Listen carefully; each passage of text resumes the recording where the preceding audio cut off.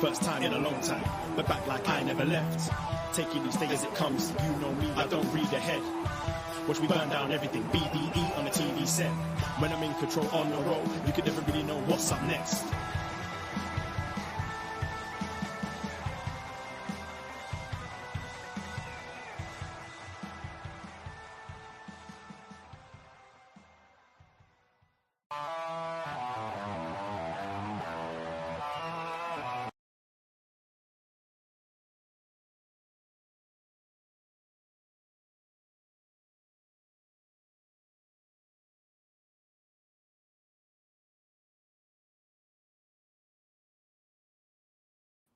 We are live, youtube.com/postwrestling. Hello, YouTube room. How are we doing? Hello, YouTube room. We have looped. We've been muted, but we're here. We're here. We're here. It's Tuesday night. We are Braden and Davie. We are your NXT friends. And we're going to chat about some NXT wrestling because we're on the road to WrestleMania, but we are on the road to stand and deliver. Yeah, we are. 25 days away. Is that how close it is? Okay. Crazy. Yeah. We're almost there. Paid the rest of the Airbnb today. Nice. Yeah. Philly, here It's we official. come. I panicked a little earlier because I went into my Airbnb account because I was like, I want to pay the rest of it, and saw a message that said, hi, unfortunately, forgot to book this off and these dates are not available.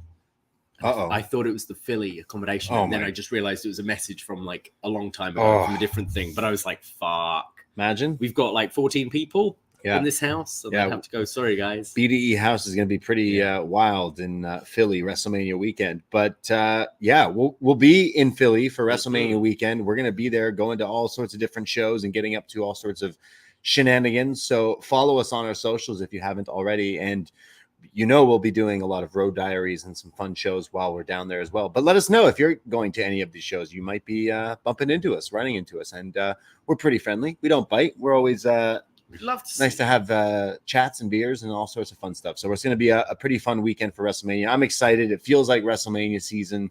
Wrestling is so hot right now.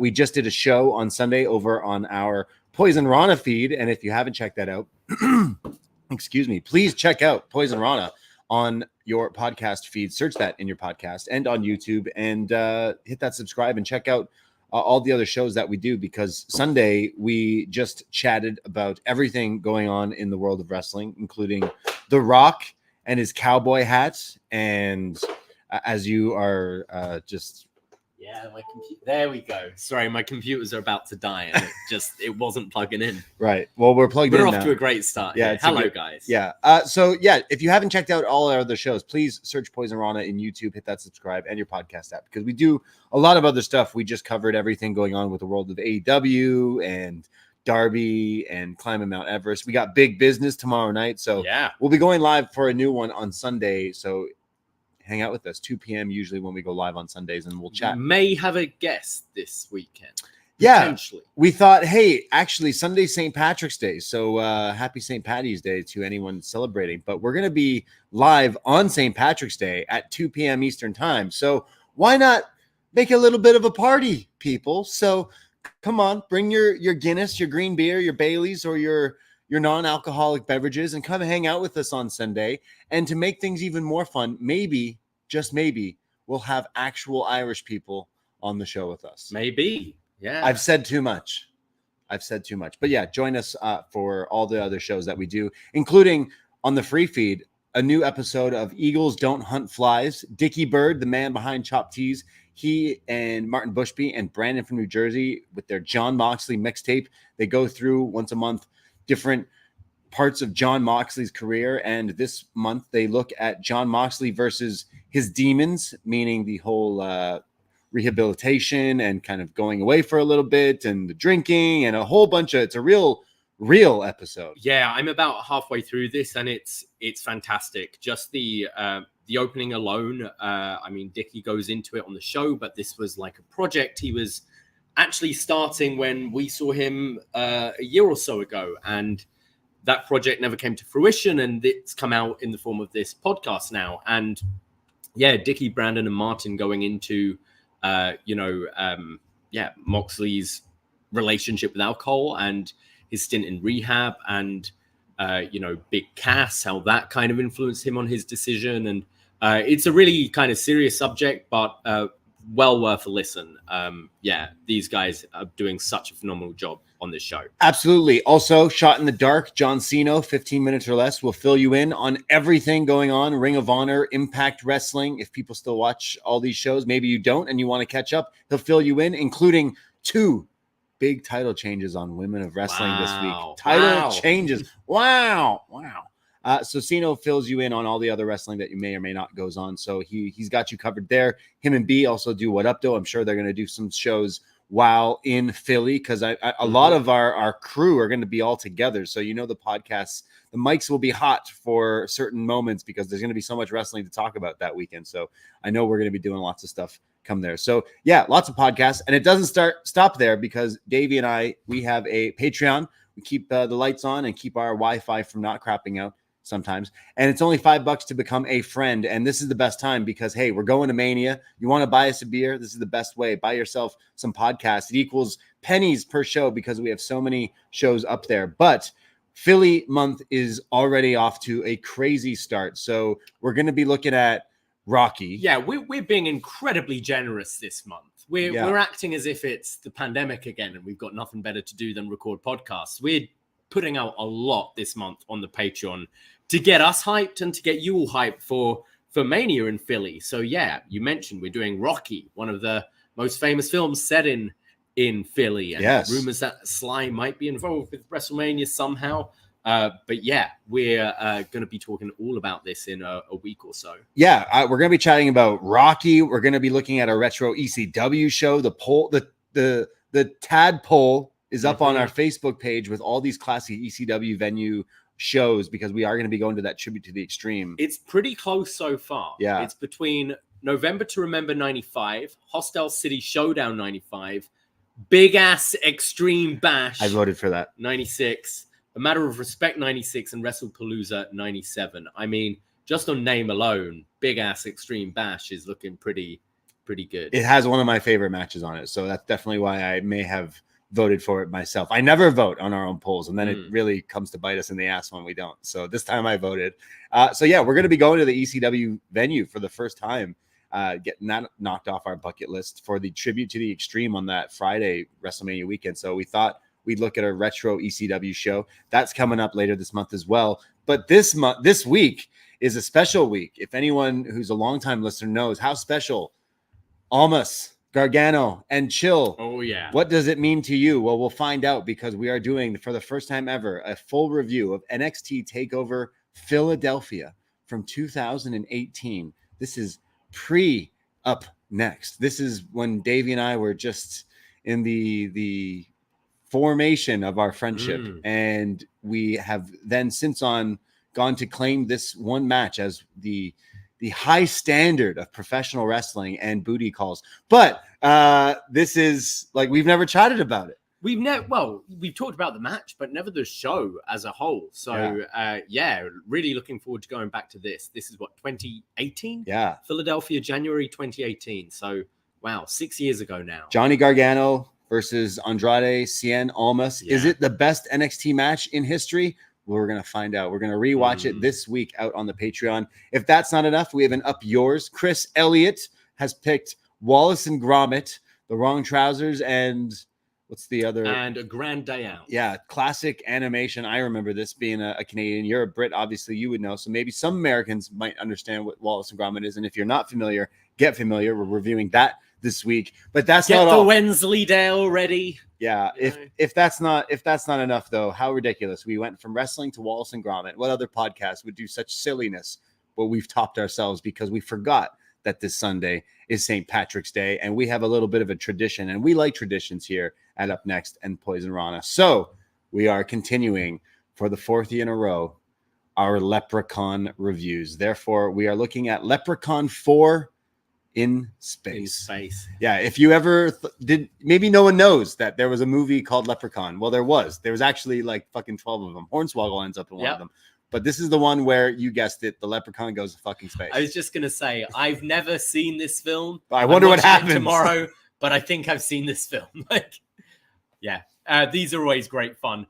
Really not good films, but they're a lot of fun to talk about. Yeah. So, we've been, year 4 of doing these Leprechaun reviews. So that's going to be out this weekend on the Patreon. There you go. 3 shows this week extra on the Patreon. That's already enough. But then the rest of the month is going to be pretty crazy. We'll also be looking at WrestleMania 15 from Philly as well. So yes, try out Poisonrana, patreon.com/Poisonrana. $5, like I said, you get a whole month's access and access to our best match ever Sting that we did with Nate, our review of The Crow, and all these other podcasts up there. And it's how we will buy beer in Philly. So support your boys. Yeah. It's now or never. And if you're going to Philly, or even if you're not going to Philly and you want to get in the Mania spirit and wear some fresh new merch for WrestleMania, well, our good friends at Chopped-Tees are doing a bit of a competition giveaway this month. They're giving away $350 worth of merch from their website. That's $350 to splurge on any item you wish, whether you want to buy some of our like cozy hoodies and t-shirts or baseball tees, you can over at Poisonrana, or our friends at Post Wrestling. If you want to pick up a MCU Later hoodie or something like that, you can do so by just going to @chopped_tees on Twitter and retweet their pinned tweet about the giveaway. And it's as easy as that.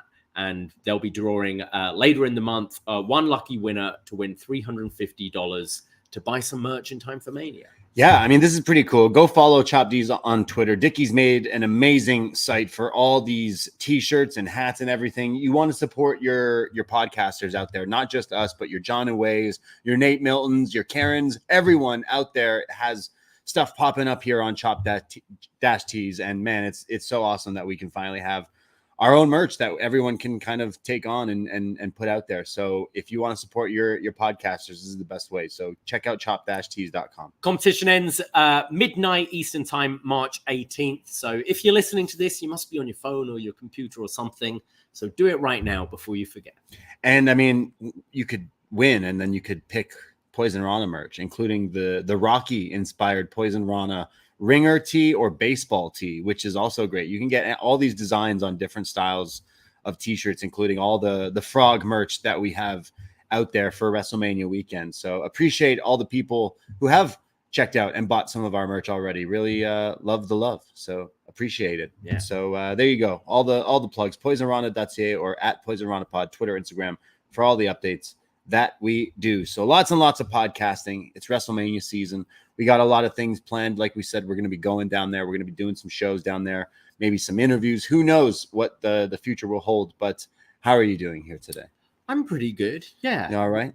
We were doing a bit of a shoot at work today for St. Patrick's Day. It's a shoot, brother. Yeah. So I was making some green beers. I made a nice, like a black and tan, but it was black and green. Nice. Half Guinness, half a green beer. That was pretty nice. I was making some cocktails. So yeah, pretty fun. What's the beer? Can you do it with a Guinness, the snake bite, or is that like a beer and a cider?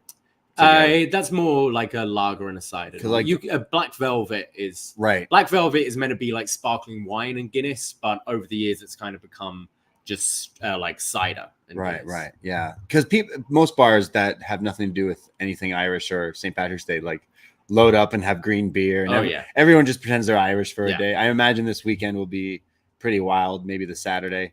Sunday. I think it's going to be a busy weekend. Working all weekend. So get your Guinness out. But yeah, join us Sunday because we'll be celebrating. I was celebrating with the green the other day because I went and saw the Bob Marley movie. Oh yes, I enjoyed it. I enjoyed how they just play a lot of Bob Marley songs throughout an entire movie. I like these music biopics, but then you also I always come out of it being like, yeah, but they didn't mention this, or they totally skipped over this. Yeah, because how I felt with Bohemian Rhapsody a few years ago was like, and he's throwing a party, and then it's like a look at the camera, and then it like cuts away, and then it's like a guy walks into a washroom, and then he looks, and it's like, that's it. That's the only. I often find the support cast are like quite weak in biopics. I'd say they you were often pretty have good. like one or two like good like central actors, and then everyone else is a bit of a caricature. At least that's how I felt with like that Bohemian Rhapsody. But the same was with Bob Marley movie, where it's like, and then it cuts to like he's just opening the door, and there's different girls at the door sometimes, and then it cuts away, and it's like, well, like, dude's got like 20 kids, so like we could talk about that a little bit, not just Ziggy, but like, anyways, I still really like kind of enjoy it, and I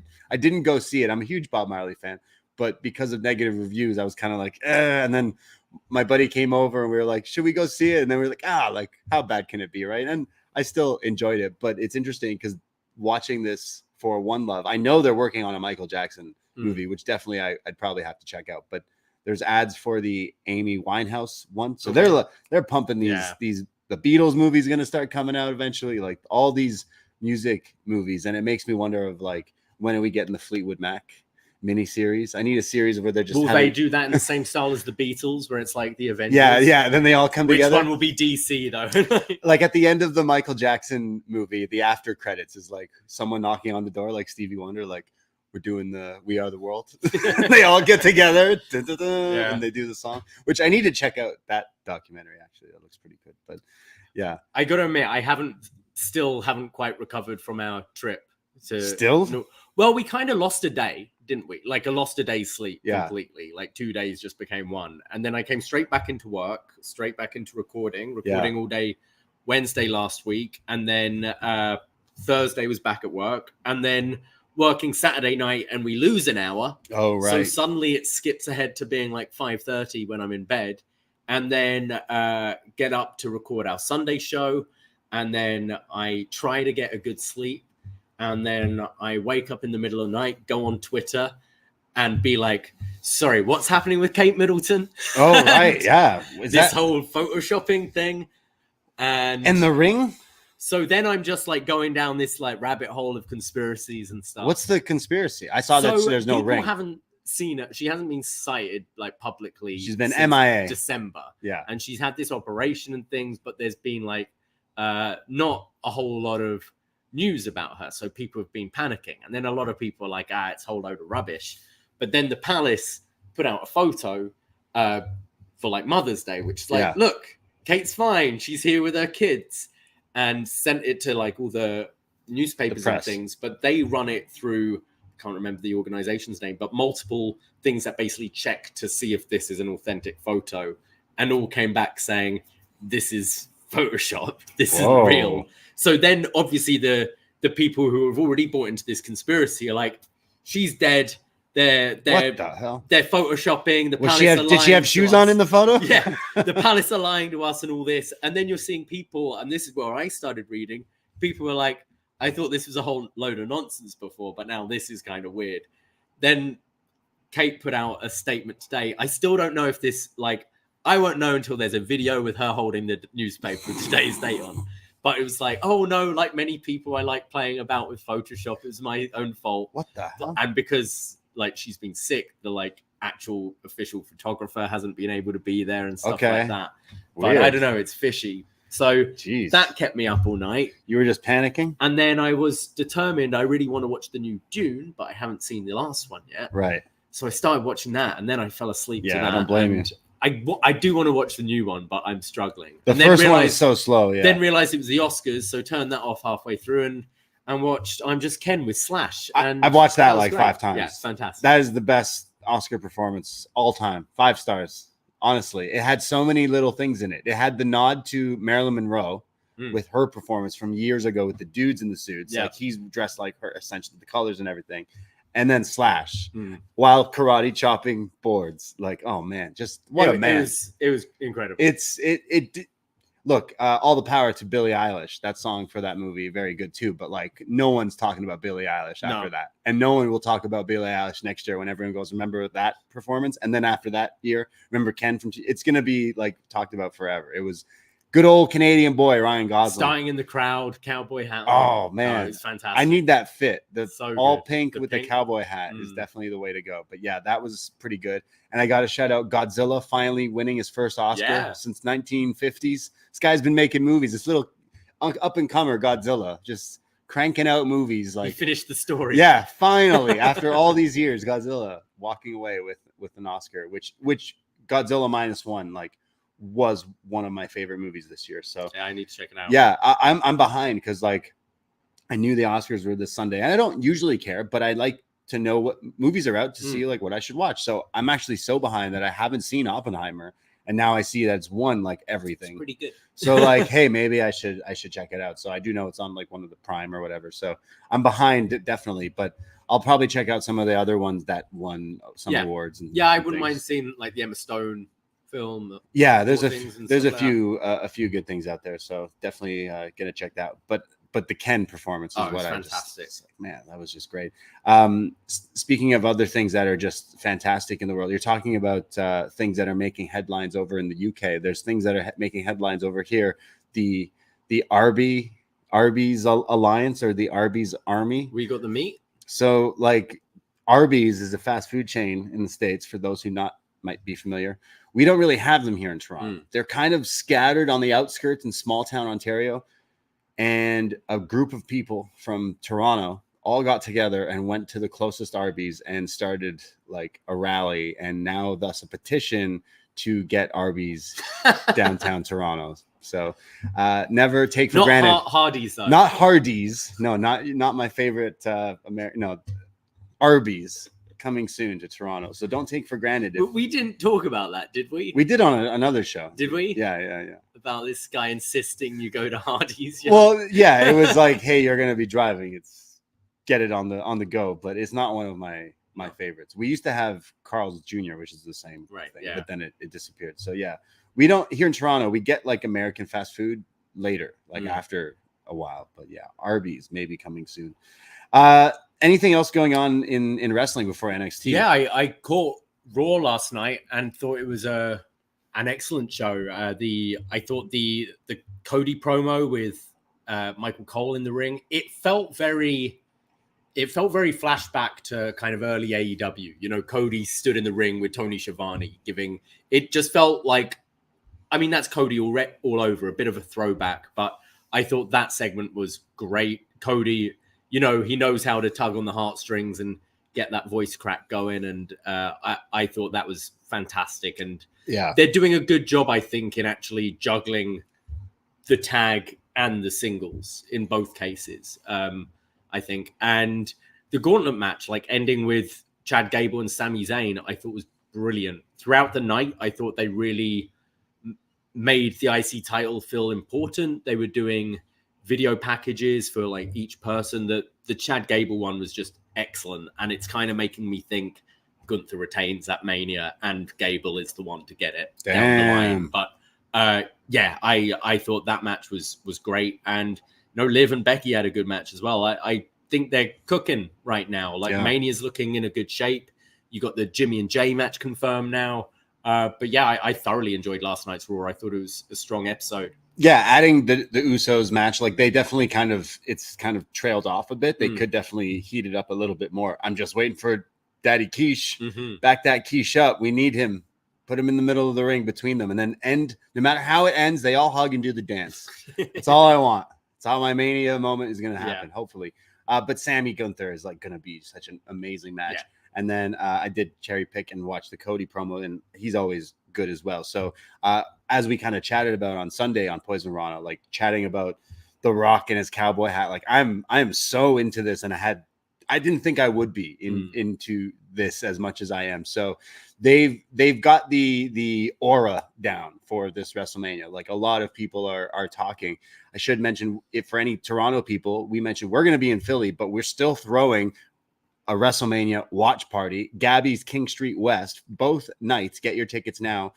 Check the info. I'll put the link in the description. But like it's tickets are selling for that, and people are like everywhere is buzzing. There's other people throwing watch parties. Everyone's getting really hyped for WrestleMania season, and I wouldn't say it's just because The Rock is coming back, but it definitely is a little bit of a boost to help things. I think the quality has improved a lot. I think the recent production changes, like as I mentioned, those video packages for the IC title, the Cody interview segment, like they're things that seem so easy and so simple, but have been such a refreshing change to the show and has improved just the storytelling across the board, I think. Yeah. And just, the quality of wrestlers there are so much better and than they used to be. And I think they've got a bit more of a freedom, especially at Mania, to show that off. So, I'm really pumped. I thought last year's Mania was good, and I think this one could really top it. Yeah, it's looking like a stacked show with all these matches and everything. Another thing I saw was Sheamus taking down his social media. Yeah. Are we getting Shamey? In the BCC with Cesaro? The bar? We getting the bar reunion with Claudio in AEW, which is weird because in a way Sheamus could have been the guy to face Gunther this year at WrestleMania 2, but I guess he's I thought he was injured, but I thought he was injured. Yeah, I wonder if it's him playing a little game because I think he's got a good position in WWE. I don't think he'd necessarily jump ship just to have a little bit of a bar reunion. But maybe it's maybe if you're someone like Sheamus, it's, at this point in your career, you're probably not going to have a top run again. So why not just try something else for fun? That kind of like what Edge is doing right now. Like, could be similar. Edge isn't necessarily coming in to be AEW champion, but just to, I've only got so many years left. Let's see what I could do somewhere else. So I could totally see that with Sheamus for sure. Well, we're going to be seeing Edge in a few weeks because Dynamite is coming next week, right? Is this not next week? Holy. Jeez, yeah. Time flies. Next week, Dynamite is coming to Toronto, Coca-Cola Coliseum, and your boys are going to be there. So let us know. Hit us up in the DMs because if you don't see us before the show, we'll probably be lingering around the arena, handing out flyers. Yes. And it's because we're going to be throwing a Dynamite after party at the legendary Sneaky D's Toronto. We're going to be bringing back the wrestling karaoke. So yes, any Toronto peeps going to Dynamite and you want to keep on partying after the show, definitely come on by to Sneaks. We're going to be upstairs and we'll be having the wrestling tunes going. We're going to be having drink specials, some prizes. Someone's going to walk out with a lucha mask again, as always. It's going to be a fun time. So do you know what you're singing? I've been trying to pick I've been trying to think of obscure ones, but I don't know. I also want to give people have been messaging me like, hey, is it cool if I sing? So I'm like, okay, well, the list is already piling up. So you got to get in there. So maybe we'll see you people at our Sneaky D's wrestling karaoke. Poisonrana.ca, all the information for both our events and obviously all our podcasts, Patreon, etc. Chop Teas, Poisonrana.ca. Everything on there. Shall we talk about some NXT? I think so. Something that came out for this episode of NXT, I saw some people who I guess were there in attendance. It was that Uncle CM Punk was hanging out ringside for this match. He was watching the show, and I picked up on one CM Punk reference from Roxanne, but no one hit the GTS tonight. No one got injured. No one punched anyone in the face. Well, maybe, but yeah. But should be noted, he was there hanging out. Nice. Watching some NXT. NXT from March 12th, 2024, live from the Capitol Wrestling Center. We start off with the LWO, Joaquin Wilde and Cruz del Toro. That's right. It's NXT. He'll be Raul Mendoza to me. Never forget. As they're making their entrance, OTM jump them. And this is part of a little mini tag tournament where 3 teams will advance into a triple threat final. And the winners will face Baron Corbin and Bron Breakker, the Wolf Dogs, at Stand and Deliver. Oh, so it's not just a 4-way, 6-way ladder tag match? 6-way ladder tag Is that how it is at WrestleMania? It's 6, right? They're doing they're doing qualifying matches in 6 teams, which could actually. I'm way more into that than the singles like 6-person ladder match. I forgot about that. I should have brought that up. Yeah. But like, sorry, there's going to be 12 people in a ladder match. Yeah, so I reckon it's probably what I'm hoping is Judgment Day, DIY, Awesome Truth, Bait and Done, LWO, and the Creeds. Wow, they'd be my 6. That'd be pretty crazy. And the theory going around is it's the way to split the titles. Yes, I would do that. Where one team wins one and the other wins another. Which I don't think you necessarily need to split them, but if it's something they want to do, you could. It's a good way to do it. I think it's time to give them back to 2 different teams.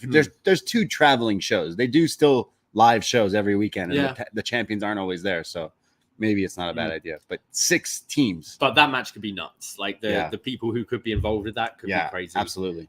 This one's a little simpler. It's you go to a triple threat, and then that will face the Wolf Dogs. So in Stand and Deliver, it's just a 2-on-2. I believe so. Yeah. Okay.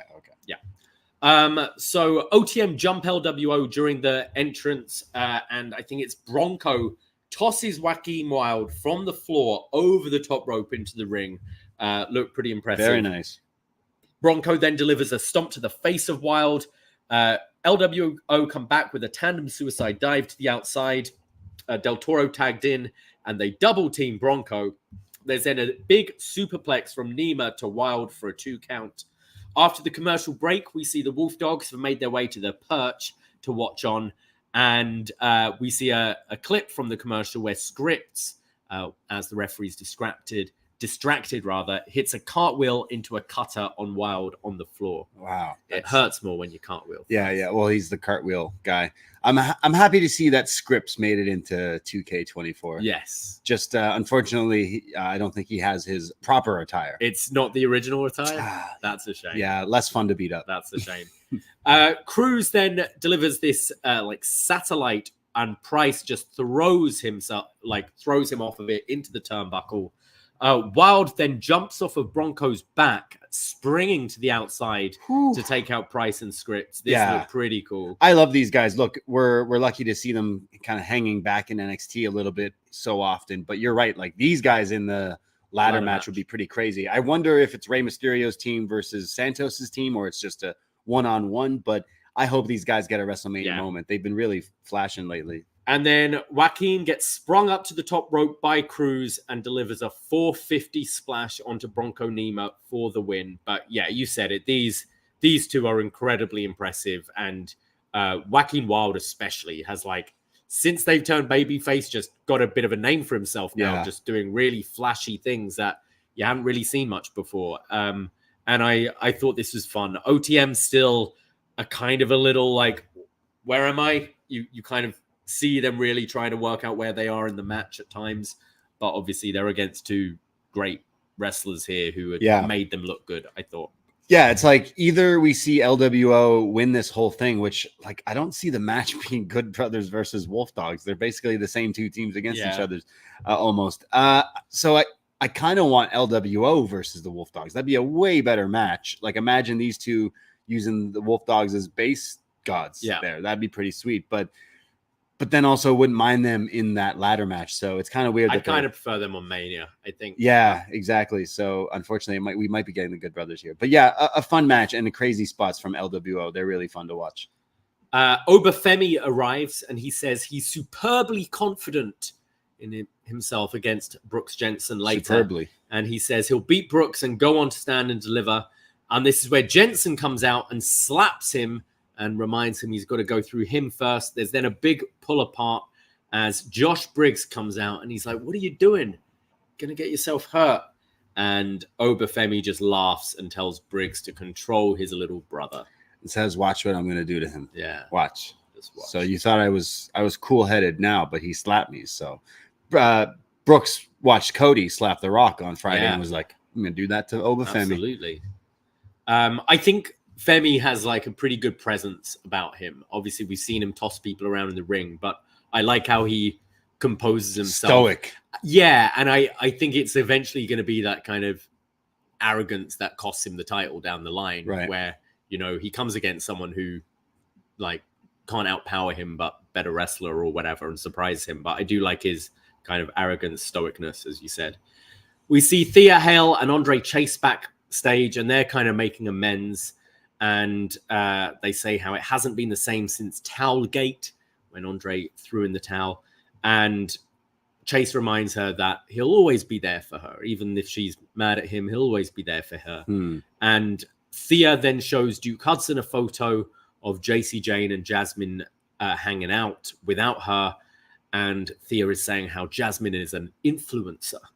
And they're questioning if that's even a real thing, influencers. I question it too. People came in yesterday saying they're influencers and got about $70 worth of food. It's a joke. But Thea says that she's okay and that they're okay to do their own thing because she has other friends as well. And invites one of them in, and it's Kalani Jordan, who says that she'll be her partner tonight in the match against Kiana and Izzy. Right. Yeah. I mean, half the roster are influencers. Yeah. Who they hire these days, or athletes, former college athletes. Yeah. Good to see like them kind of making amends, and then we'll kind of see it later that we're getting somewhat of a reunion, back to square one of what was actually working for these characters on this show. So good to see it. And going back to 2K, was so happy to see Duke's trophy make it to the game as well. Like, so funny to see that. So yeah, I'm almost in the camp now to say that Chase U should just be main roster bound with this ridiculous gimmick, but with main roster money behind it, maybe they could actually have a university set. Like, like instead of just one traveling university. Like, I don't know how it would work, but part of me is like, just one day it'll be part of the Mania set. Like you had the roller coaster. It's just a U Chase universe. Like at this point, like I think it could work. Like I'm thinking back to when it first started, and we're like, oh my god! But they've, as most characters here on NXT, it's just pummeled me into submission of, yeah, it's fine, just put it on the main roster now. And Chase and Duke and Thea have like really been fun characters and good wrestlers. So I just don't know. Like we're gonna get this like whole story arc at Stand and Deliver with them winning. They already won the tag titles, so I just don't know. Like she can't win the women's. I mean, I guess that's down the line. It's Thea winning. Yeah, Thea. Yeah. We go to Roxanne Perez, who's in the ring, and she says, "Last week is exactly what happens when you get sick and tired of following all the rules, and that the sweet innocent Roxanne is gone, and this has been boiling inside of her for months, for an entire year." Roadblock a year ago, she defeated a living legend in Meiko Satomura, and then she collapsed. And she goes, of course I collapsed after 4 months of carrying this division on my shoulders. And she said she had the best rookie year in WWE history. Yeah, I remember we've removed Brock Lesnar from history now at this point. So Roxanne Perez, greatest rookie year in wrestling history. I'd say Sheamus had a good year too. Kurt Angle's was pretty good. Ronda Rousey's was pretty good. Yeah, but Roxanne Perez. Yeah. Well, she won the breakout tournament, the women's tag titles, the women's title. But yeah, she says the title was taken off me and no one cared. And all I heard was, don't worry, your time will come around again. And then I went a year busting my ass in cage matches, hardcore matches, Devil's Playground matches, etc. And that whole time, while I was busting my ass, everyone was focused on Tiffy time or Becky Lynch winning a title she could never win. And she says, Becky Lynch was having these moments and no one was thinking of me. And you, the crowd, made me feel worthless. And I went home crying that night. But now I don't care anymore. And she lists all her accolades. She says she's won everything. And then she talks about Lyra and says, I thought after Vengeance Day, you'd say, I'm sorry that Latina dancer and your weird friend messed up our title match. And instead of doing that, you went after the tag titles instead. And that's when I realized that the only way I'd get what I deserve is by breaking the rules. And no one cared when Indy was holding my championship. And the NXT universe reminds me of little, naive, confused Roxanne not knowing what she wants. Well, that's not me anymore. And it's funny how history repeats itself, because 1 year on, Lyra is the one riding the ambulance. And the pain you're feeling in your arm is not from your arm, but it's the pain of me ripping the title away for you. So thanks to the prodigy, you're seeing the rise and fall of Lyra Valkyria. And then she tells Ava to come out and strip Lyra of the title. But before we go to Ava, what do you think of this promo?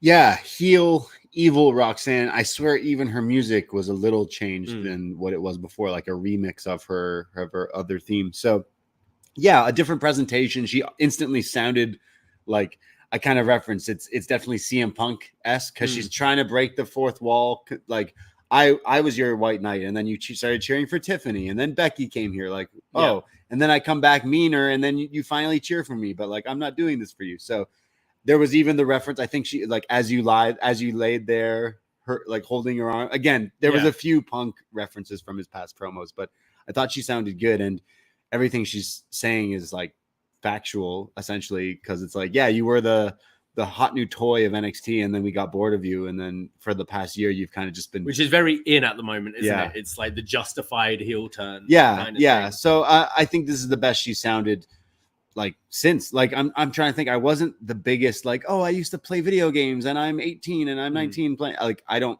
care about those characters as much, and now like fleshing her character out a bit more, like, oh, like you people booed me, well now you're cheering for me, like screw you. So yeah, a bit more interesting character. I thought her delivery was good. It's definitely time to change her character up. Like the kind of old babyface Roxanne was getting kind of dull, and I think this is definitely right. I found it a little like too like, what's the word? Exhibition? No, like kind of telling the story a bit too much. It's like I can kind of put it together. I don't need you to necessarily go through every beat. I thought it went on a little bit. But I thought her delivery was good and actually coming across way better in this heel role than I kind of thought she would. And then Ava comes out. Ava comes out and says, you have a lot to say, but you stepped out of line and we didn't immediately strip you of the title. We waited to see if you were medically okay, and you weren't. And as Roxanne goes to speak, Tatum runs out from the crowd, attacks Roxanne, and is pulled off. And Ava is just yelling at her to get out.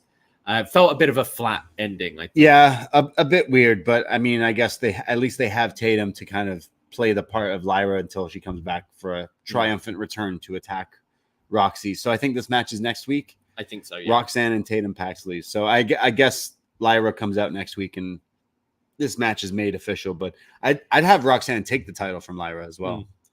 Yeah, I think so. I think you should. Yeah. Like babyface reigns never need to last that long. And I think this new character with Roxanne kind of works and would work for then like a Thea Hale to chase like further down the line. And the match will be good. Like, again, it was taken away from us adding Lola Vice into it. And I think now as a heel, it would be a bit better match.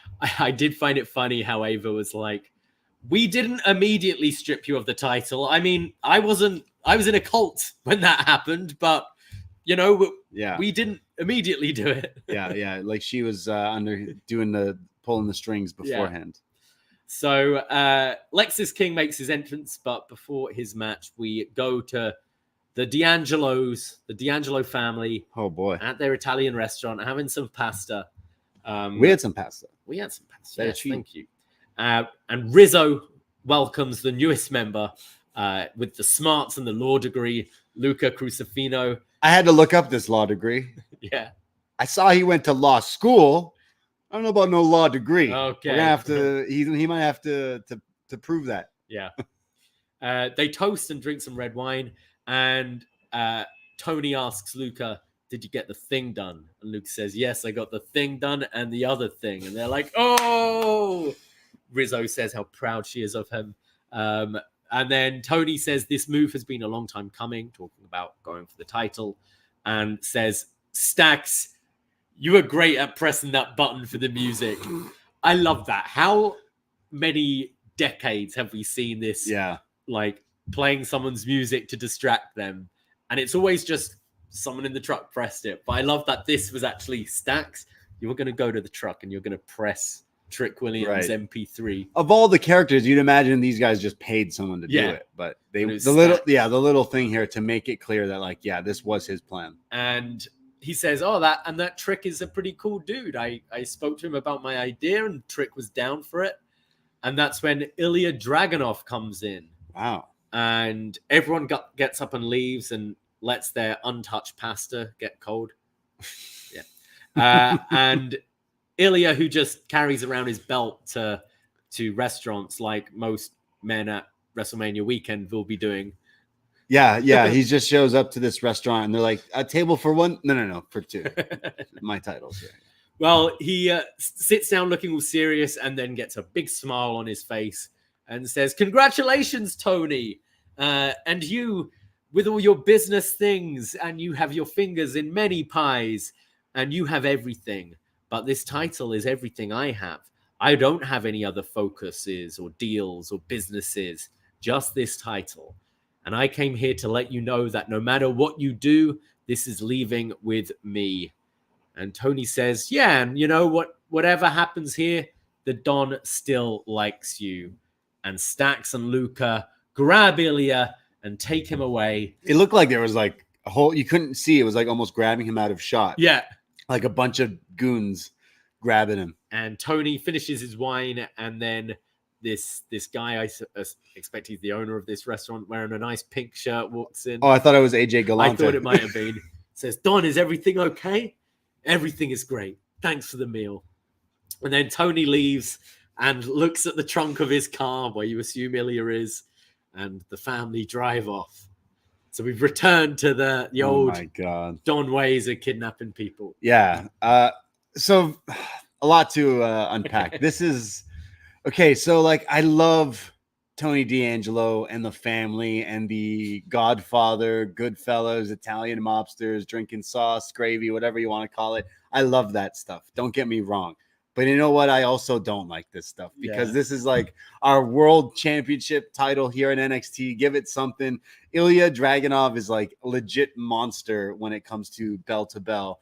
And yet we're now dragging him into the universe of being locked in trunks and pasta and lawyers. And as much as it's wrestling, it's fun. And don't get me wrong, I'm laughing my ass off at specifically the next part of this promo. But like, I'm just like, I'd rather just see like someone challenge you to a match and you slap them and then you fight. And I don't know. It's funny as well because Ilja is incredibly overdramatic. Yeah. In his promos, in his matches, everything. He's so over the top. So you know he's giving it his all. And it works for him. It weirdly works. This like Shakespearean-esque, over the top, dramatic actor. Insane Russian dude. And then seeing him in a Tony D'Angelo sketch it just felt ridiculous. It's weird, right? And I'm still sort of okay with it because I don't think it's the main event, you know? No, and that's the only thing where I'm like, it's okay. Like, as a headliner, this is not working for me at all. Yeah. But I'm I know. I'm with you. I love it and I hate it. It's like, really, this is what we're doing with Ilja Dragunov here. But this is probably the more entertaining version of Tony D'Angelo. So wouldn't you prefer this version going for the title rather than, you know, just the happy tag team champion Tony D? Like, don't get me wrong. I want the guy who kidnapped people and may or may not, you know, throw people off the bridge or whatever the hell these mafia guys do. But it's just a little weird considering it's like now this, I don't know. I like it and I don't like it. In the 80s, this would have worked great. Oh yeah. Again, this character would be so far over. removed from that kind of thing now. I swear this character would work on the main roster too. Like it's a stereotype of an Italian who eats pasta and is in the mob. Yeah. But like it's wrestling, so like over the top. It just, I don't know if it was working with, again, specifically Ilja being in there, because I just see like this, I guess they want to see hey, you need to learn how to act and stuff. Cause if we put you on the main roster, you might be put in things like that. But I just feel like we've almost moved away from it. And then now we're going back into like Tony's proved that he's actual person. He's won the title and he's done stuff. And now we're going back to like the mobster stuff. So it's just like, all right. And, Kenny Omega, hope he's resting up. Bless his soul. He's been streaming lately because I guess he's bored at home. He loves video games. And just recently on one of his streams, I think like yesterday, 2 days ago, he says, hey, just because I work for AEW doesn't mean I don't watch other wrestling. He says he loves wrestling. And it was asked, like, who do you like? And he mentioned Ilja Dragunov. being like Ilja Dragunov. I thought you were going to say Tony. Yeah, D, he's like that fucking mobster Italian. Right. Kenny was like, "Yo, Ilja Dragunov is insane. Yeah. He's a monster. I would love to face that guy." And like, man, I think of that like, Yeah. But then I'm watching the show and like the guy who's the best fucking wrestler like in this company is getting put in the trunk and there's pasta. I agree. Like, so like one side of me is like, fuck yeah, hokey wrestling. That's why I love this shit. But the other side is like, but we've already evolved from that. Yeah. So why are we going? I think a big part is just no one else is ready. And I guess this is the, like, Rocky I can't 4. see what other match you'd go for really, for Ilja from the roster they have right now. Yeah. I don't know where you'd go with the title either. Cause like you could give it to Tony and Ilja can go up and we get him wrestling on the main roster. But then like, I don't know, but we're getting Rocky versus Drago, yes. Rocky 4 in Philly, and we're going for it. But the second part, when we get to that, is even more ridiculous. Well, Lexis King is in the ring. That rhymed. He's up against Mr. Stone. Robert Stone's hair is ridiculous here. Great hair. Like the other little ties in it. Yeah, it's like the Last Samurai or something. I don't know. He throws his shirt in King's face and starts to attack him. Stone hits a slingshot plancher to the floor and then goes up top for a high cross but misses. King then comes in with the knee to the head, knees him in the gut, and then starts telling Stone to look at his kids. More knees to the gut and an abdominal stretch. And then Stone pushes King off the top rope, hits the high cross this time for a 2 count, but then runs into the super kick. King hits his like running forearm across the face. And then the coronation for the win. Yeah, not too much here from Lexis King, but more from Stone, I'd say. Like actually doing stuff like the crossbodies, the planches and stuff. But it's King who just still... Isn't that backwards? Like you've got Booker on commentary being like, this guy shouldn't be in the ring. He's a manager. And Stone was like 5 times more impressive than King was here. Yeah, the best part of this match was Vic and Book going back and forth here. And Booker's like, this guy shouldn't be in the ring. He's a manager. And Vic is like, oh, what are you talking about? Like this guy, can wrestle. And look, he's one-upping Lexis King here. And he even has better facial hair than Lexis King. And Booker's like, oh no, leave the kids at home and going off and like just being all angry. And Vic finally said it for all of us. Book, you're on one tonight. Yeah. But then Book was like, yeah. Just leave your kids at home, which they mentioned also the kids were at home and were probably in bed before they watched this match. But yeah, I just feel I like it. I hate when in wrestling you have someone who like think back to J&J Security, people who were pretty good wrestlers in their day and they move to a producing role and then they're just like as these on-screen stooges, and then suddenly it's like they've never laced a pair of boots. Right. I prefer this where it's like, this is a guy's a manager, but he does have a background and you can see him show off a bit some of his things. But he completely outshone Lexis King here, which I think isn't hard to do because I think Lexis King's offense is so incredibly dull. Yeah. That like, man, when you're meant to be in a squash match against the goofy manager and the goofy manager genuinely looks better than you, that's a problem. I feel that had to be part of it, right? Like to show like he's the bad guy and this guy's not even a wrestler, so he's hitting flashy moves. But Lexis just still hasn't done too much. There's definitely since he's been here like better than what he was doing, but by this point, I'd imagine he'd learn how to wrestle. Yeah, there's nothing. I don't see it now. The coronation. After the match, King goes to the coronation again when Von Wagner runs out and saves Mr. Stone, carrying him off. So I imagine we'll get Von v. King again down the line. Right. Maybe King will convince Von, why are you hanging out with this loser? Be my manager, be my heavy, and we'll go on to bigger things. Maybe Von finally leaves Stone because like I feel like we've just been doing the same feud over and over again with these two. I wouldn't break Stone and Von up. Not yet. That would be death for Von. Maybe. Well, like King has the promo. Like I don't even know if King has the promo chops, but King has like heel character down. It's the wrestling that he doesn't have. I think so. Yeah. We see part of Logan Paul's podcast where he announced that that SummerSlam is going to be in Cleveland, Ohio. Yeah, Cleveland rocks. You going? Yeah, maybe. Got my license. We got he's promoting that he's gonna call MGK. He's gonna call the Kelseys. Okay. He's gonna call everyone who can represent Cleveland. Right. So it's gonna be a big, huge show. Yeah. SummerSlam. Yeah. In a stadium. I mean, yeah, it's gonna be massive. Yeah. We went to Detroit. It was pretty wild. So, will you fall asleep in the main event again? Absolutely. Absolutely.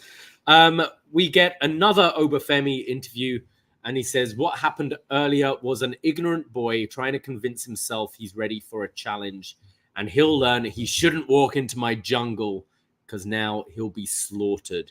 And Dijak walks in and says, well, let's see if you have what it takes to stay as a champion. So kind of setting up for Femi versus Dijak down the line. And I got a sense maybe a babyface turn from Dijak. Maybe, but I feel like what's hot right now is Meat Madness. Get all your big lads wrestling, and I think we're seeing that on the main roster, and I think we might see that for this, because Briggs was paying attention to this match, and he's a big boy. Dijak's a big boy. Obafemi's a big boy. There's 3 big dudes. Yeah, who got nothing to do for Stand and Deliver. That could be your match. That could be good. But yeah, I think potentially a babyface turn from Dijak because he wasn't wearing his sunglasses inside. Right, he's like The Rock. He's like The Rock, yeah. It's like the black lipstick, It's when The Rock wears glasses in his promo, he's a bad guy. Yeah. And I don't know if you've seen his Twitter stuff. Dijak? Yes. Yeah, like he comes across just as a really nice dude, and he commented on the moonsault he did last week off the cage, and people were saying, it's unnecessary and stuff, and he's like, hey, I was fucking T-bar clawing to get a spot on main event. It's like, I'm not taking these chance opportunities for granted. And sure. I think we've seen it in his work in NXT, as goofy as that boss man character is. And maybe it would be good to turn him babyface. I've loved this guy ever since, like, back in Ring of Honor. It's just he never found exactly what his character would be. And now he's this Terminator cop thing. Maybe they pull it back a little bit. Yeah. I mean, they went to the extreme in the last few weeks with him straight up murdering the Joker, Joe Gacy. So maybe Batman. I mean, just pair them together or something. I wouldn't mind seeing either. But yeah, that would be a good match though. Oba, Dijak, Briggs involved too. 3-way. Yeah, I think that could be fun. Meat. We see Ridge Holland on FaceTime with his wife and daughter. He's wishing them a good night. They're up very late if they're in the UK. It's like, okay, let's say this is like 8. Oh yeah, maybe they're with them. Yeah. Wife wishes him good luck and tells him, please be careful. And he says, please don't hurt anyone. You don't have to worry about me. And he continues to train. Oh man, I this has to be one of my least favorite things in wrestling. Like maybe top 10 ever. Like I hate this in wrestling when don't hurt anyone. I just can't help myself from hurting anyone. Then fucking play golf, man. Yeah. Like what the I can't stand this character.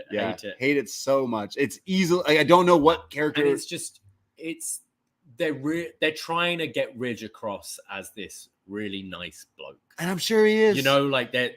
And that video package when he talked about his injuries and his setbacks and things, I thought was great. Humanizing him here, just great. But it just doesn't work. As I just don't want to hurt people. I don't want to hurt anyone. Yeah. Okay. We go to the North American Championship match. Obafemi versus Brooks Jensen. Let's go, Brooks. There's some grappling early on, and they're pretty much evenly matched here, I thought, as they're just sort of trying to wrestle each other. I was almost surprised that they didn't just have Oba squash Brooks, but I'm happy that they gave our boy some time. Brooks is getting him in a headlock. It's surprisingly even. Femi's then applying some headlocks of his own. Jensen then leaps off the top rope and gets punched in the gut. And after the break, Jensen drop kicks Femi to the floor, leaps off the apron with an elbow to the back. And then Femi comes back with a series of backbreakers. And it cuts to the back where we've seen that Briggs has been watching the match. Now he's not in the locker room anymore as he comes out to ringside to try and hype up Jensen as Femi has a rear chin lock in. And Booker is then on a commentary asking if it's legal to have someone cheering you on. Yeah. What, like a manager or a valet or Vic is like, yeah, I mean, you've been a wrestler, Book. I mean, you this had happens. your wife. You had your multiple company. people come out for you all the time. But I guess Book should have asked, does he have his managerial license? Yes. But he didn't ask that, did he? No. No. Jensen comes back with a super kick, drop kick, and a power slam for a 2.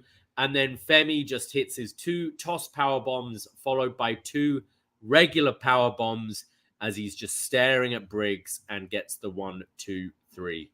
Our boy Brooks Jensen didn't get the job done, but we got to give him a round of applause for standing up, being a man, fighting this mountain. I didn't like this at all. I thought maybe it kind of showcased Oba not being able to do, like, we've seen him have that match with Dragon Lee that also wasn't the squash, right? Yeah. It was okay, not really that memorable. And I kind of say the same here, where maybe he does need to do the like Goldberg thing where he's just killing people. But so. At this point, I'm just not sure if something didn't necessarily click that well, because Brooks was in there. He was hitting, like, he power slammed him, and Brooks actually isn't that small necessarily compared to him, and Oba's pretty giant. So he's just not jacked, yeah. Is he? So he doesn't necessarily look as big. But yeah, I didn't necessarily get into it, but I'm wondering if it's like Oba Femi maybe just maybe not. I get it's developmental and they want these guys to get reps of actually wrestling, but for me, the match didn't match what commentary was saying, because I'm listening to the commentary and it's as if Brooks Jensen is just having the ever-living shit kicked out of him, right, and murdered, and it's one of those scenes where Briggs has to watch on and does he throw in the towel? But it really wasn't that. It was Brooks Jensen getting a lot in over Femi, making Femi look quite ordinary, I thought. Yeah. And then Femi gets the win with his finishes at the end. But it wasn't like it was a devastating beatdown. We didn't get those impressive feats of strength from Femi really in this match. And to start with, you're up against this, this meant to be this giant, this guy who we saw in videos throwing fridges across a field, and to just do a collar and elbow tie up and be evenly matching, like trying to outmuscle each other, just seemed completely wrong for this kind of match. Yeah, I mean, the power bombs looked good at the end, but still, yeah, I don't know. Maybe was it too soon for the Oba Femi title run, but I don't know. We'll see, because maybe if he's put in a match with like Briggs and Dijak, there could be some excellent stuff. We've seen stuff we've enjoyed from him. I just thought, like, and from Brooks too, right? Obviously, so yeah, a little bit, yeah. But maybe we're alone. RYN in the chat says this Oba Femi versus Brooks Jensen match was awesome. So there we go. Yeah, I didn't necessarily like hate it, but I was a bit like, oh, Oba has been treated like this monster, and yet he's almost struggling here to beat Brooks. But that could be part of the story, that Brooks was kind of stepping up. And I kind of hate to say it, I just want him to #run it back. Just put Briggs and Jensen back together. Like, at this point, I'd rather them be the team, but I don't know what they're teasing with the rest of this Briggs stuff. But I'm still gonna support my boys.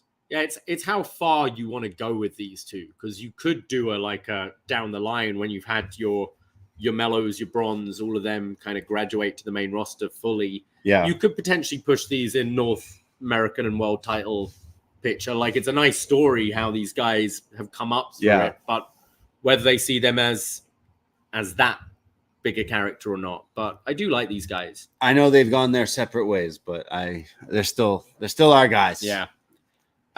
We're at the bridge. Oh boy. Where the family, Tony D'Angelo, gets out the car, takes Ilja out the trunk, and NXT champion stuffed in a trunk. And Tony says, back in my day, wrestlers were too big to be stuffed into trunks. No, I'm joking. He says, this wasn't done out of disrespect, but you can't walk into my restaurant uninvited and unannounced and go unpunished.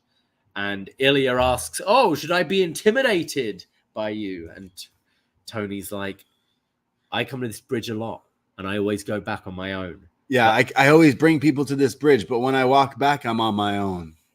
But that's not going to happen tonight, because this is about the NXT Championship. And he says, I can end anything with just the snap of my fingers. And Ilja has power, but not this sort of power. And Ilja's like, go on then, snap your fingers. Oh, I will.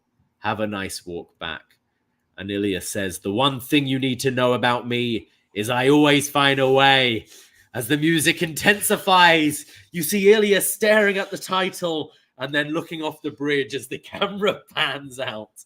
Ridiculous. I mean, it missed its submission for the 2024 Academy Awards, but like, let's get it in for next year. It's definitely making year end of the awards somehow, some way. I kind of said it earlier. It's like you're taking this guy that I think is like the killer of NXT, our champion here, and just making him look so hokey by dragging him into like a cartoon world, almost like you picked him up and went, let's put him in this movie. And it's like the mafia stuff. It's just a little too silly for me. I get they want to get Ilja to get the acting chops maybe or something like that, but this didn't do it for me. This was beyond silly for me. I was laughing at this. For me, it's like I enjoyed Lucha Underground for what it was. Sure. But in general, I don't want to see wrestling shot like a movie. I don't like the underscoring. The music.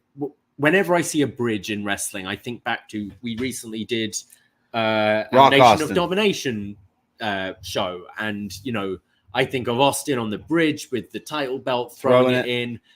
They kind of redid it with like Austin and Kurt Angle, people being thrown off it, but to have it as this produced, it makes it cheesier for me. Yeah. Whereas if it was more like Tony throws Ilja in the trunk and just grabs a cameraman, you're coming with me and you're filming this, and you got that conversation shot more like it's real, I'd maybe be more into it. But seeing Ilja, staring at his title and then boom, like Hans Zimmer just underscoring him as he's looking off in the distance, I was howling. Yeah, so like for people trying to keep score of what we're trying to say is like, look, we love Oppenheimer, Hans Zimmer. What's his name? Who's the director?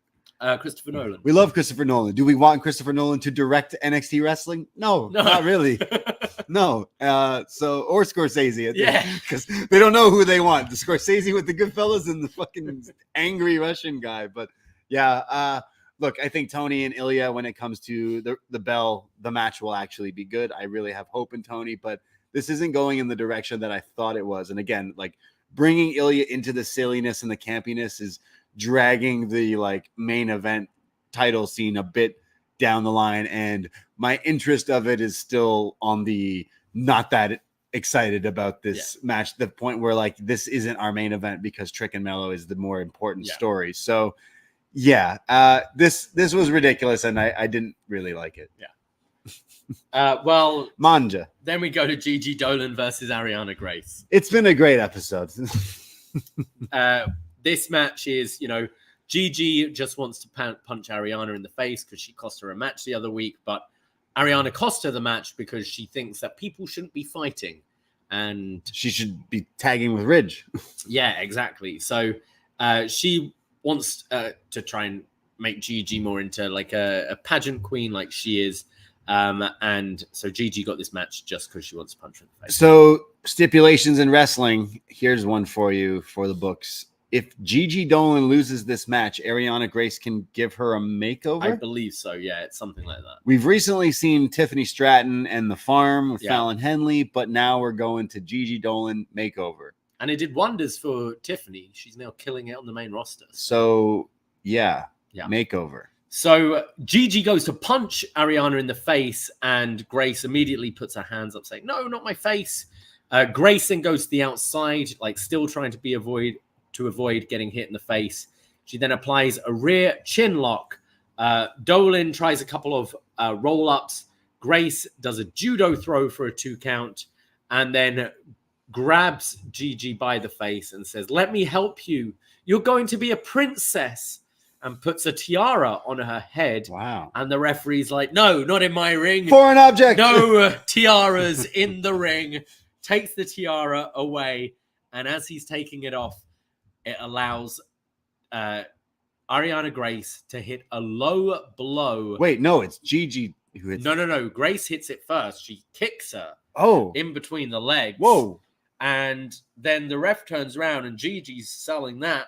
So Gigi returns the favors by punching Arianna in the nether regions, and the ref calls for a DQ as both are selling being hit low, And Arianna Grace realizes she wins and starts celebrating. And boys, Gigi Dolin has tweeted out, yes, it does hurt. Yes. I think back to Becky Lynch and Kevin Owens, maybe just recently talking about kicking people downstairs, and Becky with the sometimes it gets stuck, and Kevin Owens' reaction to that is very fucking funny. But yeah, so DQ by Coochie Punch is how this match ended. I don't know if I've seen it in wrestling before. It's a first time for everything. I double took, but let me finish, because we've seen it, of course, before, but not for the ref to go, that's it, ring the bell. I think I've seen it on an indie show where it's been like intergender. Yeah. And the man gets low blowed and then they do it to the woman and they no-sell it. And I think of like comedy movies where someone got kicked in the balls and they're like, yeah, and then they do it and then they're like, no, it doesn't do the same thing. But yeah, it was a choice. I am not into this feud. It's the same thing as the Ridge thing. I don't like wrestlers who don't want to fight. I think Ariana's fantastic with the character work, but I think it's gone too goofy for my liking. But yeah, so I guess we're going to be seeing Gigi Dolin makeover vignettes coming up. Yeah, all because of a pussy punch. But so she usually wears the like Beetlejuice gear. So her makeover is going to be like, she's going to wear the big hats, the floor. She'll have her hair curled. It's going to be all like dainty, like pageantry, miscongeniality and all that. So, wow, wrestling's great. Can't wait. We see Carmen Petrovic and Sol Ruka backstage, and they're talking about Blair Davenport. Sol's like, I felt so good, was out for months, and finally get my own back. And Carmen's like, yeah, unfortunately, since you've gone, a lot of women here have taken her lead, gone into that direction. And this is when Lola Vice comes in and calls Carmen a little karate girl and says, you can't handle my Latina heat in the cage or the ring. And this sets up a match between those two for next week. And Sol's like, hey, save it for the ring. And she separates them. And that's when Brindley Reese cartwheels in. I'm glad you remembered her name this time. You wrote it down. It's the calendar, man. They I don't think she's in the calendar. No, they put up her nameplate when she's standing there. And I was like, nice. Yeah, they've been listening. We've been saying too many. Nice. So Brindley Reese comes in and she's like, wow, Sol, that was great. You managed to de-escalate that fight. And she just starts talking, running her mouth. And Idris and Malik walk in, carry off Brindley. And Sol goes, she has a lot of energy. She knew, clearly not been watching NXT. Right. And Carmen says, yes, not everyone here is like Blair. Yeah, a lot to take in here of acting class with developmental, but it's leading to certain feuds and stuff. These are all like newer characters. But Lola versus Carmen, like they are two that have actual fighting backgrounds. The sword lady with the karate Toronto girl, gotta support her next week. So yeah, we'll see where it goes. I'm happy Sol Ruka's back, but this wasn't the best first introduction. No, but Brindley is a little, now Thea's going back to the old Thea. Yeah, it's a bit too close to that. It's very similar. I mean, Thea's been talking about needing friends. I mean, it's a splitting image of your same character here. So, and I think an issue can be with Sol. It's like you see a lot of the time with these kind of, surfer / stoner gimmicks. Right. Sometimes it doesn't translate in actually making me in a promo really care. Like, because she's playing the super laid back, super chilled. Yeah. It's a bit dull to watch. And I think she could like potentially run into being a bit like characterless. Okay. I think in the ring, I think she's cool. I think she's good in ring, and I always found that an issue with RVD and WWE. It's like a little one note. Right. So I hope she can be a bit fiery as well. Yeah, like if they're going zen. Yeah, they're going very zen, very surfery. There's so many different things you could go. I mean, the evolutions to the Point Break surfer. She'll come in with the Nixon mask, rob a bank. Surf, yeah. Isn't that what Shawn Spears is wearing later? No. His is a turtle's mask or something. Kiana James and Izzy Day make their entrance for their tag match with Thea Hale and Kalani Jordan. But we see Kalani's backstage and has been taken out. She's injured. So Thea has to go on her own. And, well, her friend Fallon Henley comes out to take her place. I'm surprised she didn't ask Fallon first. Yeah, I was a bit like, well, I mean, she was the one who was nice to you. Yeah. Why wouldn't you just... Anyways. So Kiana is like beating down on Thea for a good... beating down on Fallon for the majority of the beginning of this match. Fallon finally makes the hot tag to Thea. And this was a really impressive hot tag. Like, we talk about how fast Nathan Fraser and Bron Breakker is, but she looked pretty quick here. She hit a nice looking head scissor takedown, hits the world's strongest slam, followed by, the Warrior Batista rope shake into the springboard coffin drop, which is pretty fun. Yeah. And we see JC Jane and Jasmine watching on from ringside.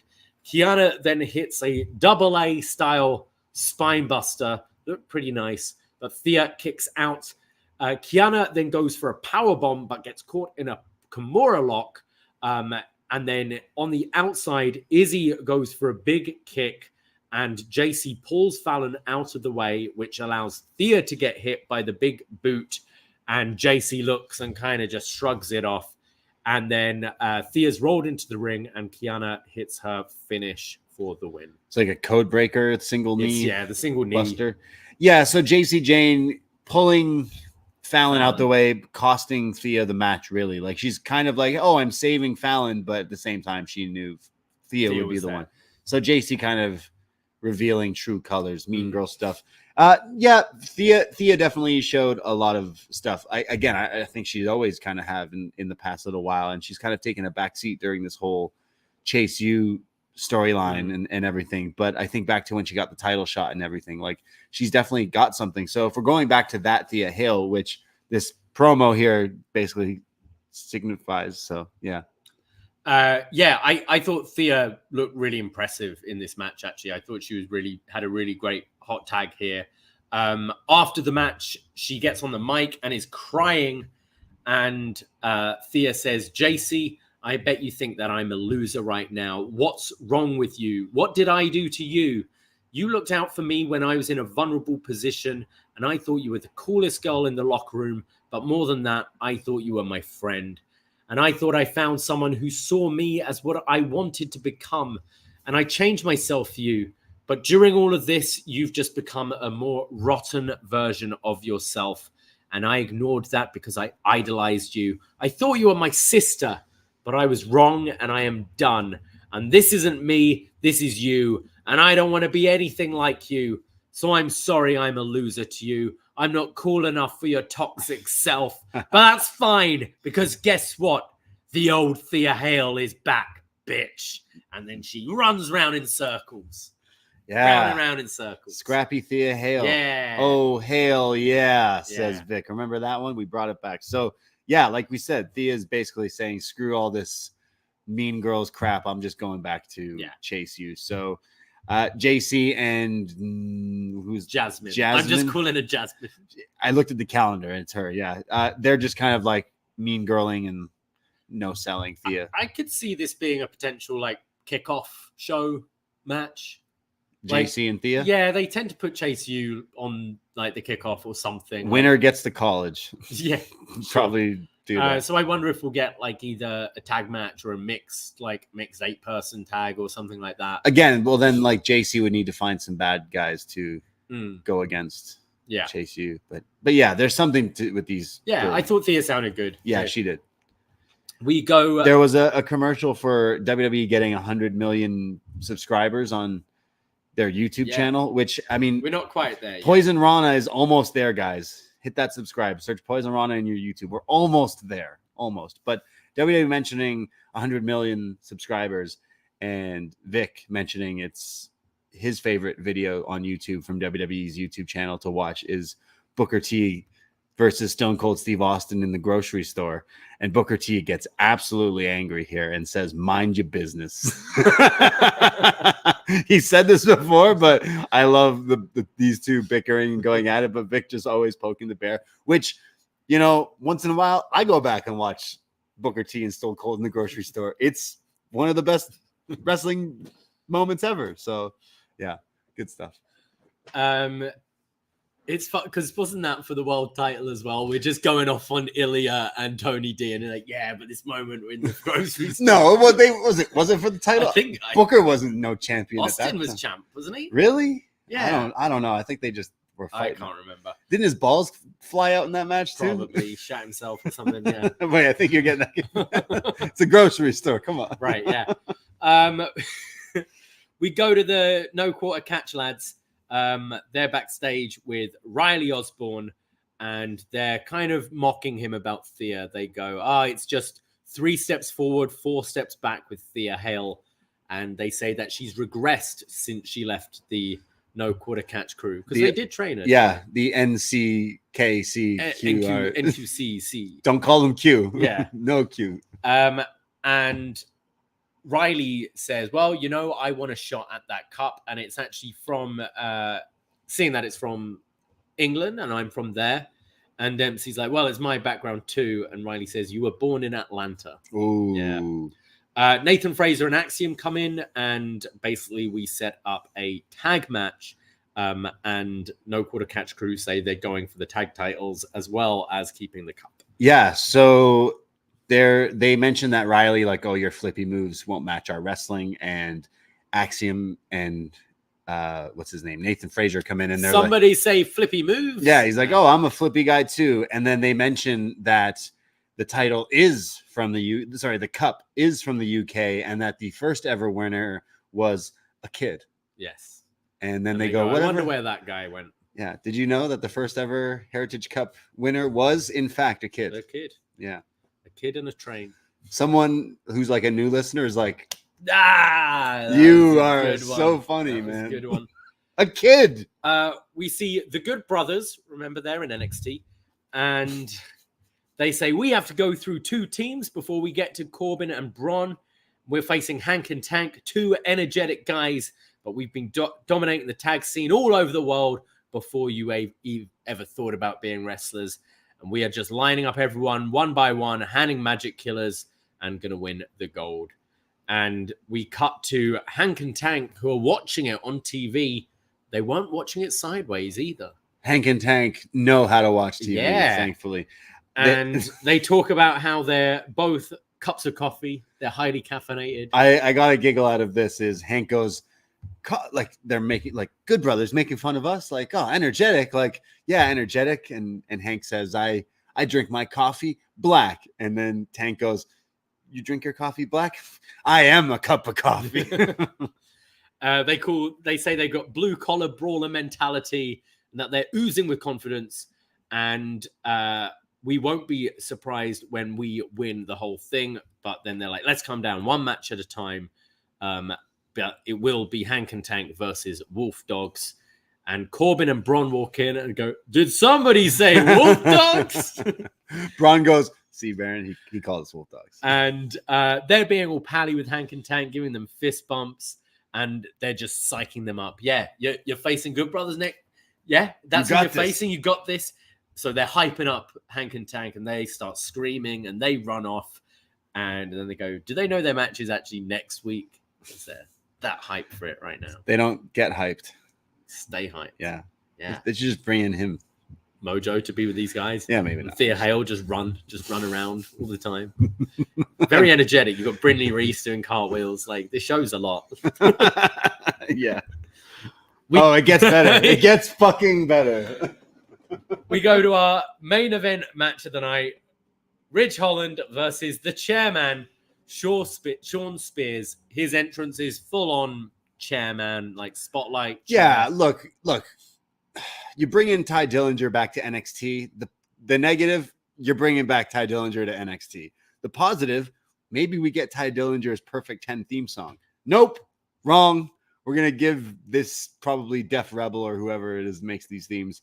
And then on top of that, he's wearing his like Ninja Turtles, Casey Jones mask. Yeah. For some reason. Like the hockey mask. Yeah. Kind of thing. So imagine like someone, and I'm sure there's people who've never watched him in AEW, just like trying to figure out, like, sorry, what happened to you? Why are you doing this all of a sudden? But this is the story of his career.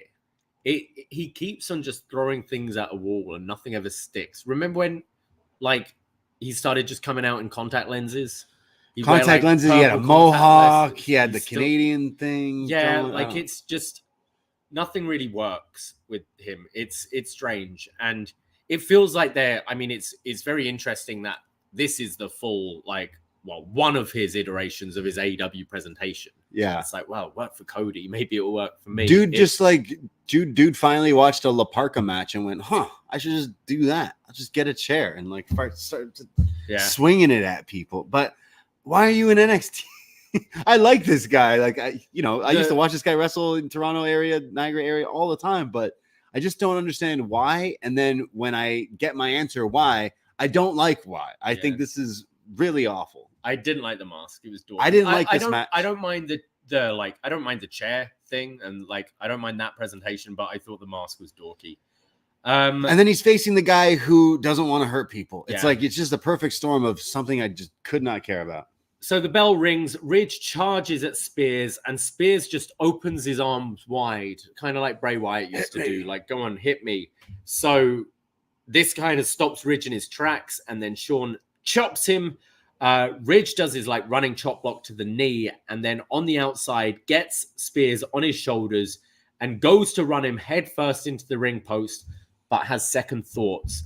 And Spears is yelling at him you should have done it. You should have hurt me. And Spears attacks Ridge. He starts throwing Ridge against the ring post.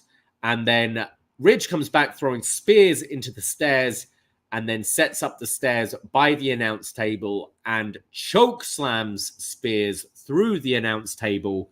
Ridge then gets a steel chair and goes to attack Spears with it in the ring, but the ref takes it away, puts it in the corner. Spears rolls up Ridge for a 2 and then hits the C4 into the corner on the chair that the ref just sat there, and Shawn Spears wins the match. I mean, so the ref kind of in on it there. Ref, you shouldn't have put that chair there, causing the win. But yeah, look, there was a cool choke slam. There was a cool Death Valley driver, but I just don't care about this Ridge character. I think the story of a guy that doesn't want to hurt people when mixing and blending in the guy who has hurt people and himself, I just think that's make him a baby face in another way, any other way, and it would probably work better than going this route. It never makes me feel good watching anything. Recently done a review of the China injury angle at the Royal Rumble from years ago. Anytime they're trying to blend that, it's no, this is a combat sport type show, sports entertainment. They still don't say wrestling a whole lot on the show, but you can't be at least with the China thing, Ivory won the match. Sure, they didn't just call it off. Oh, yeah. But so then, and then on top of that, like I said, then on the other weird end of the spectrum is this guy's back in NXT and he's doing the chair gimmick. I just don't understand. I think this is just it's a bad feud. It's a bad introductory feud for Shawn Spears. I could see potentially arguments down the line. I could see Spears having a good match with some people potentially. Yeah. But I'm with you. I just hate the I don't want to hurt people gimmick, and then Spears doing the thing. Oh, embrace it. It's shit. I never enjoy it. I'm hoping that they just go, well, that didn't work, and they just move on and kind of leave this as it is. I don't think they will. I see these guys rematching down the road. But again, as someone we are going to Stand and Deliver in Philly in a few weeks, and it's is this guy going to be a part of the show? There's a few characters that are man, we've been watching NXT. So many people are deserving slots on this card, and now somehow I feel like this guy's going to be in one of these matches. I don't know. I can't see this being on Stand and Deliver. Maybe not Ridge and him, but right. Maybe add him to the Femi match or something. I don't know, but I just could not get into this, and I just can't care about this Ridge or Chairman. I just hope they abandon this and give them both a different feud, and hopefully they it works in that. Yeah, but this isn't clicking. Yeah, I don't need another. It's it's very Bray Wyatt, Joe Gacy, the whole hit me, embrace it, go on. Yeah, and I just don't like it. Yeah, it sucks. Yeah. We have some announcements for next week's show. Yes. The tag team qualifying matches. So Hank and Tank versus the Good Brothers, and then Axiom and not a kid. Axiom and wouldn't it be funny if Axiom and a kid were both characters on the show? like mentioning him Like a he little plays bit. himself, Yeah, like yeah. there's two different versions. So Axiom and Nathan Frazier versus the No Quarter Catch crew, and then Riley versus someone or I imagine it's Dempsey in that match as well. And then Carmen versus Lola, and I think Roxy versus Paxley as well. So Nice. a few things going on. It's the main event segment. Trick Williams comes out looking all sparkly. Got a sparkly Very vest, nice. sparkly Yes, pants. very nice top. And he says, usually I come out here, grab the mic, do my thing. I mean, it was nice to hear his entrance and Booker Yeah. T going off again. And what? I like it. Oh, yeah, man. He says, today I'm struggling to find the words to say what I want to say because I'm pissed off and I feel betrayed.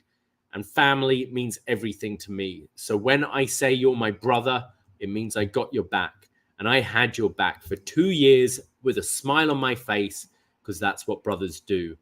Melo, why? Watching you succeed made me want to step up my game.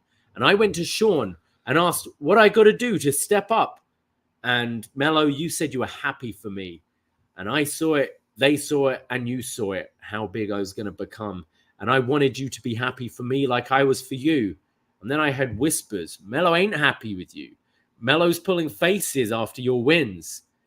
And when I spoke to John Cena, he said, Melo is hating on you. And then he stripped naked. Did you see that? Not only did I see that, I watched the movie that she's promoting, Ricky Stenicki on Amazon Prime with Zac Efron. I watched it last night. I'll tell you, good movie? I wouldn't say that. Funny movie? I'd say that. Okay. Movie that your girlfriend, wife, or partner might really hate. That's also in the same room. Also that. Right. Yeah. But John Cena, very funny. Nice. So John Cena said, Melo is hating on you. And that's why I had to ask you face to face and ask you. And you looked me in the eyes and lied to my face. And you've been lying a long time. You lied about attacking me. And what hurts the most is you lied about being my brother. And you told the truth about one thing. And the reason that you are doing it is because we're not on the same level. And yeah, you're right. And I don't care if you put on Timberland boots, you'll never be on.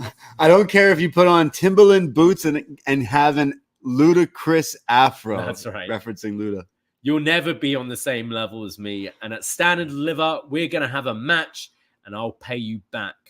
And the whole crowd are chanting, whoop that trick, when Noam Dar and Metaphor come out. What? And Noam says, your rise has been epic, but we're sick and tired of hearing you complain.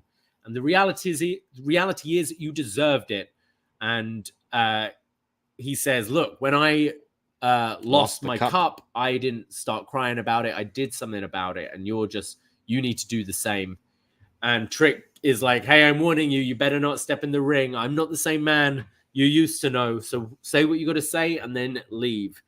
And Dar says, look, I'm here to steal all your hype.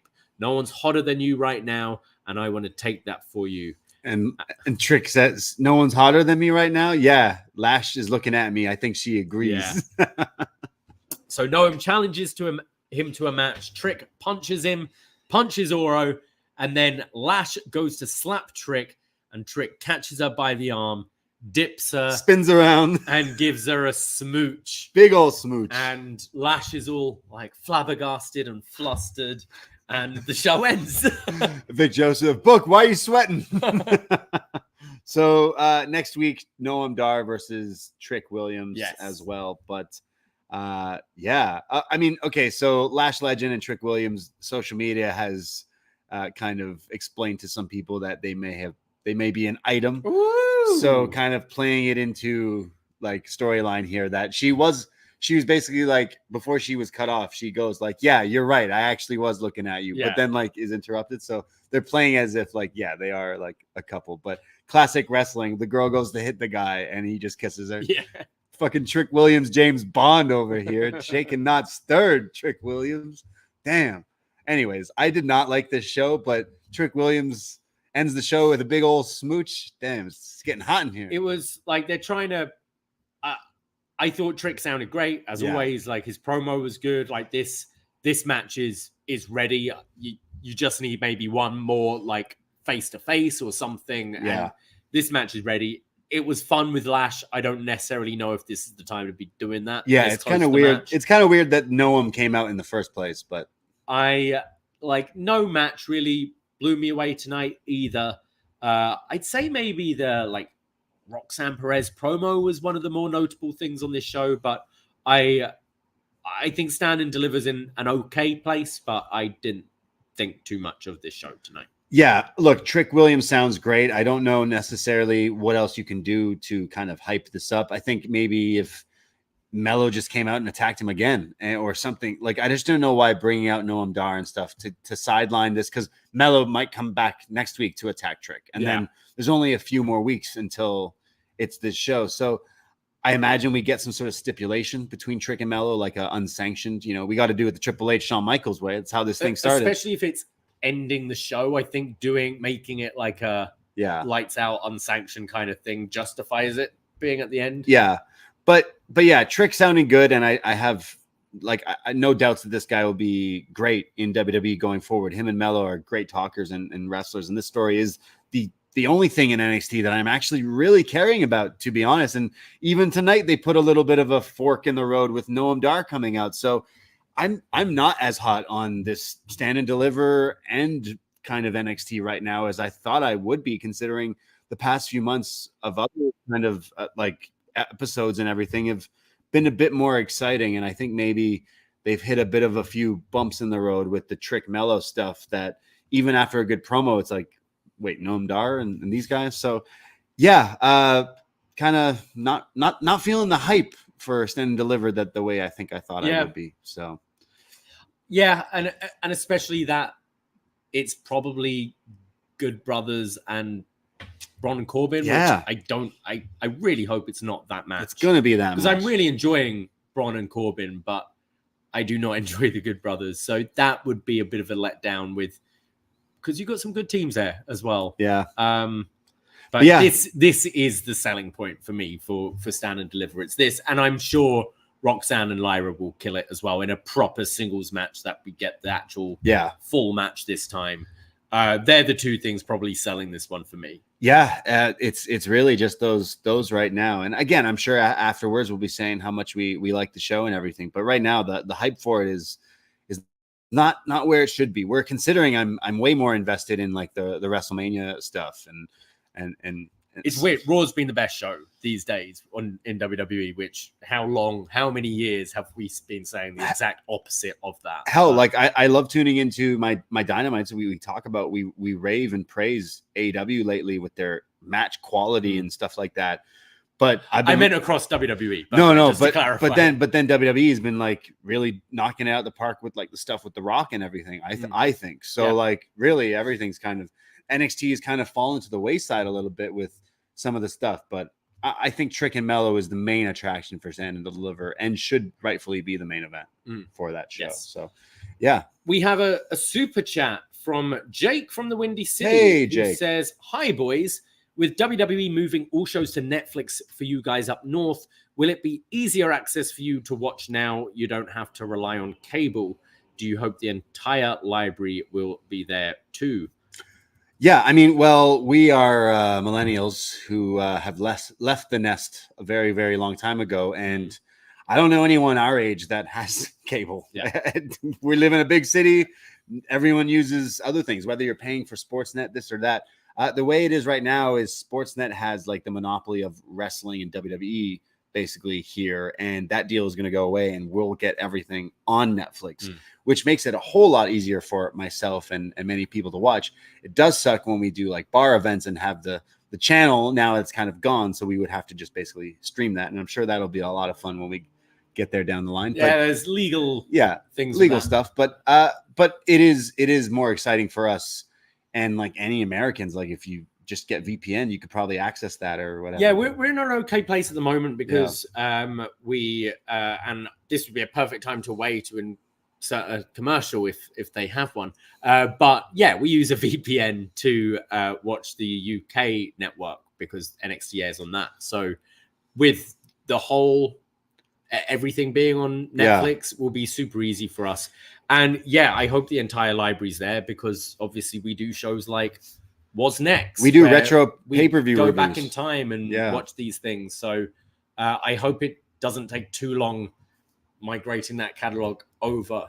But yeah, it's as long as it's still works. As long as I can watch Halloween Havoc 97 and all of those old ECW shows, then I'm fine. And I hope they don't do it, Raw season 4 episode 13 stuff like that. I hope it's dated because that's how wrestling works. Well, I hope it is easier because right now we use a VPN to use the WWE network, and we, like you said, we do a show called Was Next. Any NXT fans out there, check. We got so many in the bank. We just covered March 13th, 2014, covering all the craziness that's coming off Arrival back then. But it's hard to watch these network shows because you have to use VPN and sometimes it doesn't work and this and that. So when it changes over to Netflix, I hope it makes things a bit easier, but I don't know for Americans there. I also see we have a piece of feedback here in the Facebook group. Search Poisonrana on Facebook, like it, and join the group as well. Fire Frank writes in, leave the kids at home. Mind your business. Vic telling Booker he was on one tonight made my night. Dragunov almost met AJ Galante under the sea. Hope he got an Uber back. That's a long walk, probably. Welcome back, Thea. Bodie would be proud. P.S. Booker, why you sweating? Fantastic, Frank. And we go to Megan, who says, an okay show that was carried by character development. Roxanne Perez lost her way. Thea Hale found hers again. LWOV OTM was good. Whacking Wild never fails to steal attention. Oba Femi and Brooks Jensen was decent considering how young both guys are. Trick Williams became legendary in the closing segment. IYKYK.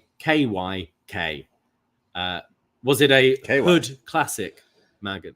Right. Yeah. Hood classic. Hood classic. I see he uses that a lot. He has been, yeah. Is it, if you use a Hood classic a lot, is it no longer a Hood classic? I don't know. Write in next week, Megan. Let us know. Thank you. IYKYK. Yeah. Thank you, Frank and Megan, and everyone out there listening to us, everyone in the YouTube chat as well, or maybe on the YouTube replay here on the Post Wrestling Network feed.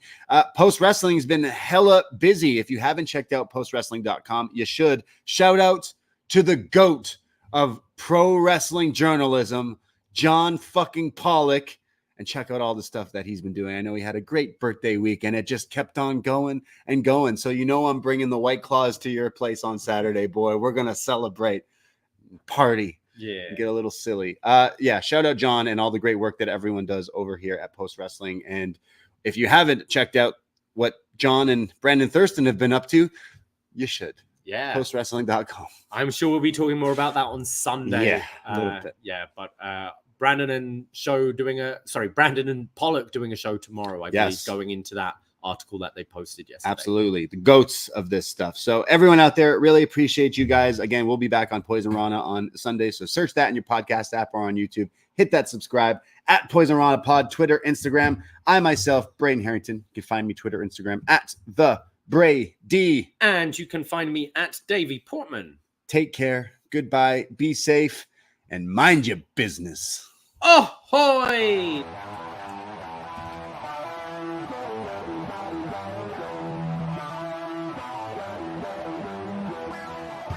First time in a long time, but back like I never left. Taking each day as it comes, you know me, I don't read ahead. Watch me burn down everything, BDE on the TV set. When I'm in control on the road, you can never really know what's up next.